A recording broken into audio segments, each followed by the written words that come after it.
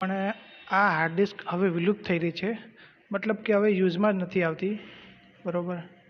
તો હું તમને ખોલીને બતાવું છું હાર્ડ ડિસ્કમાં શું શું આવે છે. તો સૌથી પહેલાં તો એનું આ કાર્ડ આવે છે અંદર, આ રીતનું આ કાર્ડ આવે છે.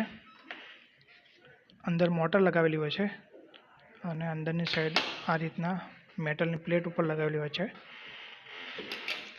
આ રીતના અંદર ડિસ્ક લગાવેલી હોય છે. આ રીતના ડિસ્ક આવે છે અને આને કહેવાય હેડ. જ્યારે આ ડિસ્ક ફરતી હોય ત્યારે આ આગળ પાછળ થાય, એના હિસાબે ડેટા તમારો રીડ અને રાઇટ થાય. અહીંયા લોચંબક આવે છે. તો કંઈક આ રીતના રચના હોય છે. હવે જો કે આ બંધ થવાના આરે છે, બંધ થઈ ગઈ છે.